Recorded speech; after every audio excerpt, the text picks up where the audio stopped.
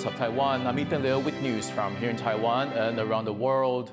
3 people have died and thousands have been washed out of their homes after Typhoon Gaemi tore through Taiwan on Thursday. The storm has lost strength and has made landfall in southeastern China. As the rain subsides in Taiwan, efforts are now focused on recovery and assessing the full extent of the damage. Reese Ayers reports.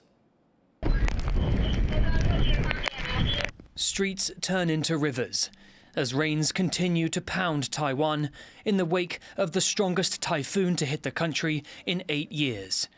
In the southern county of Jiayi, residents evacuate on boats as waters continue to rise. 里面的水很深了，是不是？对啊，到现在有到小腿处了。到家屋啊，越来越高了。越来越高，所以在里面很危险，就是赶快撤出来啊。对对对。哦。东西一直搬也越来越高。 Pumps work overtime to try and clear the floodwaters, but the rains keep coming. In the south, a cargo ship beached by the storm. The entire crew stranded on board, but unharmed. It was one of 4 commercial ships affected by the typhoon. In Taiwan's northeast, floodwaters reach as high as 2 meters. And in the eastern county of Hualien, an area no stranger to natural disasters, markets are torn apart by strong winds. And in one piece of chilling footage, strong winds tear off the roof of a building, sending debris crashing into the street below, killing a woman in the back seat of a car and seriously injuring her son. No part of the country has escaped the impact of Typhoon Gaemi, with severe flooding and damage reported in cities and counties across Taiwan. Recovery efforts are underway. The government has sent rescue and military personnel to help those in the most hard-hit areas. And authorities are still warning people to be careful of heavy rains on the periphery of the typhoon. 它的外围的环流，甚至它本身的环流和西南季风可能会产生交互作用，因此呢，在苗栗以南的西部的山区，甚至是西半部的平原地区，都有可能会有比较强的降雨发生。Taiwan seems to have taken the brunt of the storm, now weakened as it strikes southeastern China. Other than a few fallen trees and motorcycles, the capital Taipei seems to have avoided the worst of the storm.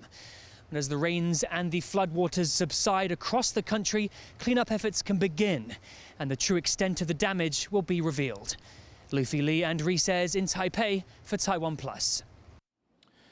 And over on the East Coast, hundreds of people had to leave their homes. Rick Lauer has been following rescue and relief efforts in Yilan County and brings us this report. 55-year-old Lili Chuan is counting the cost of Typhoon Gaemi. Both her house and this restaurant she owns with her husband on Taiwan's east coast were in the path of the deadly storm. Just recovering from heart surgery, she doesn't know how she'll be able to afford both her mounting medical bills and these repairs. 也不晓得糟糕，那个屋顶这个盖的都破掉，里面那个是水泥的都裂开，因为砸下来不晓得铁皮怎么砸，都要全拆起来。啊，我心情，我不会讲了啦，因为我加上心脏不好，现在这样子我快倒下。 Lee spent the night on the floor of this township office, sheltering from the torrential rain and gusty winds of 100 kilometers per hour with others from her village.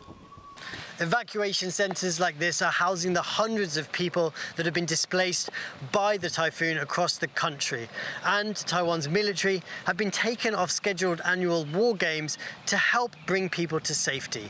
But the people of Yilan are bracing themselves for the economic shock of this typhoon.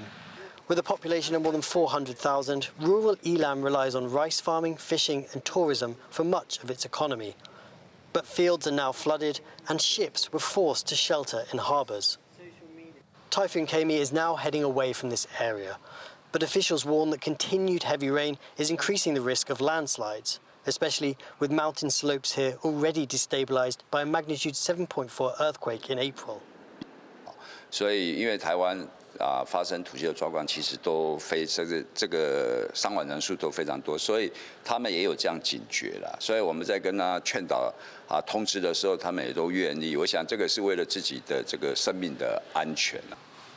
Gaemi is the strongest storm to make landfall here in nearly a decade, leaving its mark on this fertile area known for producing some of the best rice and seafood in the country. Nature's bounty now violently disrupted by the elements. Joseph Wu, Scott Huang and Rick Lowett in Elan County for TaiwanPlus. Trash dropped from North Korean balloons caught fire and landed on a roof in South Korea for the first time. Flights were also temporarily suspended in Seoul's Gimpo Airport due to a suspected balloon. South Korean officials say some of the most recent balloons contain a timer device designed to burst them, which can cause fires. Although the balloons hold trash, which is flammable, authorities say so far they have not contained dangerous substances. South Korea's military says the North has launched about 500 balloons in recent days in an ongoing propaganda war between the two sides. Philippines President Ferdinand Marcos Jr. has banned offshore gambling companies known as POGOs. These companies are largely Chinese-owned and often connected to organized crime. To learn more about the ban, our reporter Gino Lopez spoke to Justine Bolane from the youth wing of the Philippines opposition Akbayan Citizens Action Party. Why had there been a great push from the public to have these Chinese-owned offshore gambling operators, or POGOs, banned in the Philippines? As we've observed, Gino, in the past years that the POGOs or these gambling sites that have been largely run by criminal syndicates, there's also been an increase in the number of Filipino women and workers who are trafficked in these unfair working conditions. A lot of them, other nationalities too, were rescued and found in torture chambers that are built in these sites where POGOs were found. We've seen that no amount of regulation or regulatory frameworks that were proposed in the past years have worked. It's about time that these criminal syndicates do not hide under any guise of regulation, and that they are once and for all banned from operating in the Philippines. What impact will the ban on POGOs have on current Philippine-China tensions, seeing as that Beijing's been asking Manila for years to have these offshore gambling operators shut down? Since 2019, Beijing has asked the Duterte administration, this is the administration that has markedly introduced or have allowed POGOs to flourish in the Philippine landscape. So I hope that this is also a step in the right direction, and that the government of China also cooperates largely in also prosecuting those who have masterminded these POGOs in the country, and those that would plan to escape from here and go back to China in order to hide from any mechanisms of justice. Some are worried that the recent rebranding of POGOs as IGLs or Internet Gaming Licenses means that these gambling rings really won't be banned. Will semantics get in the way of the president's pronouncement against these operators? We are glad to hear that the Philippine Amusement and Gaming Corporation has clarified that both legal and illegal POGOs, even those that have applied for internet gaming license, they're all banned. President must also stand by his word in his pronouncement, and at the same time, these government agencies must also see to it that at the end of the year, the pronouncement to totally ban POGOs are done effectively and with haste. That was Justine Bolane from Akbayan Youth speaking to our reporter Gino Lopez. Vietnam has begun a 2-day state funeral for deceased leader Nguyen Phu Trong in the capital Hanoi. Truong was the most powerful leader in Vietnam's ruling Communist Party, having held the top spot since 2011. He oversaw a period of strong economic growth in which the country's per capita GDP more than doubled. He also carried out a major anti-corruption campaign while tightening controls around freedom of speech and human rights. Supporters of the leader, who often refer to him as Uncle Truong, are mourning in Hanoi. Bác Trọng mất rồi. Tôi thực sự hụt hẫng và cứ ngồi bần thần. Sau đó là ngồi xem TV và vẫn cứ nghĩ rằng đấy không phải là sự thật. The United States says it has intercepted Russian and Chinese bombers flying near the U.S. state of Alaska. Russia's defense ministry says 2 of its bombers joined 2 bombers from China for a joint patrol. The aircraft breached Alaska's Air Defense Identification Zone, or ADIZ, which is international airspace the U.S. military uses for defensive purposes. The U.S. and Canada scrambled aircraft to escort the planes out of the area. The breach is the first time that Chinese bombers have come so close to U.S. airspace. U.S. President Joe Biden has explained why he's not running for a second term in a highly anticipated national address from the Oval Office. He says the best way forward for the United States is to pass on the torch to a new generation. Joyce Zhen has more. Days after his shock decision not to seek re-election, U.S. President Joe Biden speaks to the nation in a televised address from the Oval Office. It's been the honor of my life to serve as your president. But in the defense of democracy, which is at stake, I think it's more important than any title.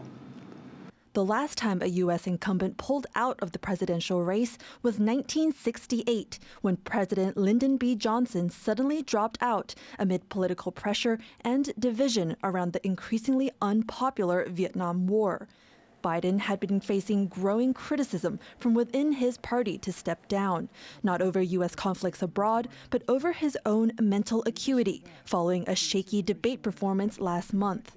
After trailing behind Republican nominee Donald Trump in polls, the 81-year-old incumbent says the best way forward is to pass the torch to a new generation. There is a time and a place for long years of experience in public life. There's also a time and a place for new voices, fresh voices, yes, younger voices. And that time and place is now. To take on Trump, Biden has endorsed Vice President Kamala Harris, who has gained a lead in party support to become the Democratic nominee. It's a matchup that carries high stakes for the United States.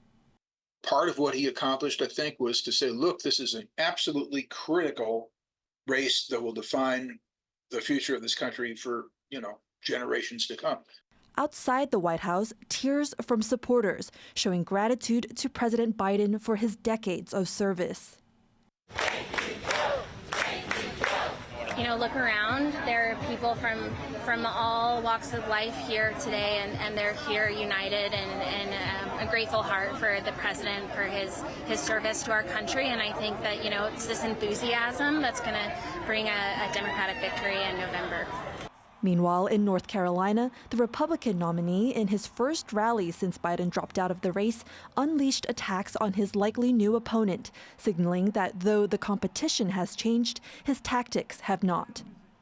So now we have a new victim to defeat, Lion Kamala Harris, Lion, L-Y-I-N apostrophe. As for Biden, the president will now focus on serving out his term, pledging several goals, including working towards a ceasefire deal in Gaza and pushing for Supreme Court reform at home.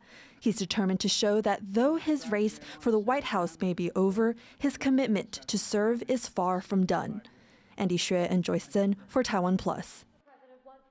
Thank you for watching What's Up Taiwan. For more on the latest on Typhoon Gaemi, stay tuned to TaiwanPlus and follow us on social media. I'm Ethan Liu. Be safe, and I'll see you next time.